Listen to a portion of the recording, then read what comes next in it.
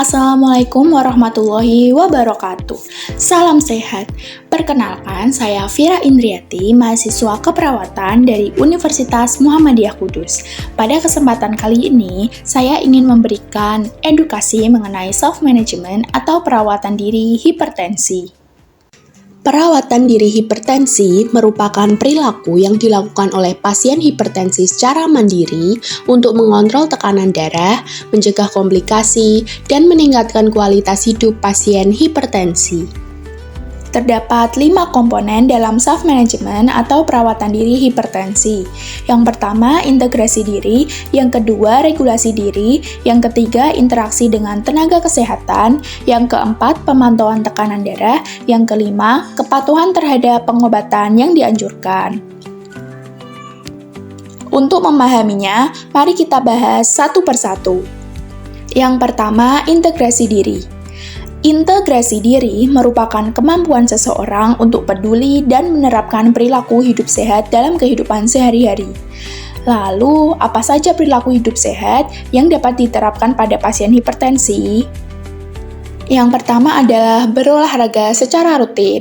Berikut terdapat beberapa pilihan olahraga atau aktivitas fisik yang bisa dilakukan untuk pasien hipertensi.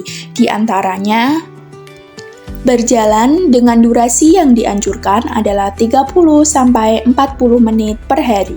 Selanjutnya adalah senam aerobik ringan dengan durasi yang disarankan adalah 20 menit per hari.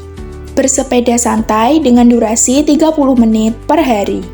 Pilihan olahraga yang lainnya adalah berenang dengan durasi 20 menit per hari. Selain berolahraga secara rutin, selanjutnya dianjurkan untuk mengonsumsi buah dan sayur 3-5 porsi dalam sehari. Berikut terdapat beberapa pilihan buah dan sayur seperti pisang, pepaya, mentimun, sayur bayam, wortel, dan kentang. Dan tidak lupa juga mengonsumsi kacang-kacangan. Selanjutnya adalah mengurangi konsumsi lemak jenuh. Ganti cara mengolah makanan yang awalnya digoreng, lalu ganti dengan dikukus atau direbus.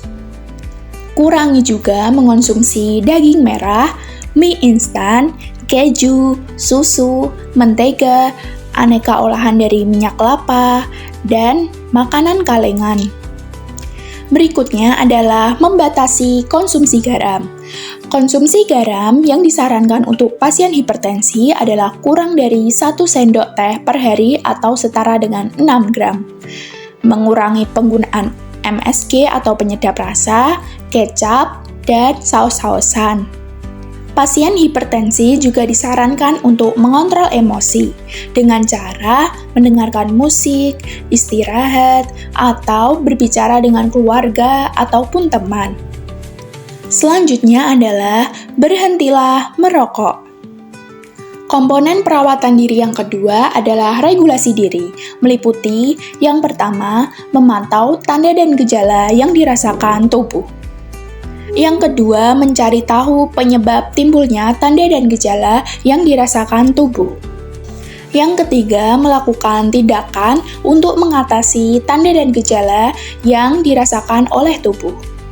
Komponen perawatan diri yang ketiga adalah interaksi dengan tenaga kesehatan, meliputi yang pertama, mendiskusikan rencana pengobatan dengan dokter atau perawat. Yang kedua, memberikan masukan atau mengubah jika pengobatan tidak sesuai dengan pasien. Yang ketiga, bertanya dan belajar terkait hal yang tidak dipahami terkait hipertensi.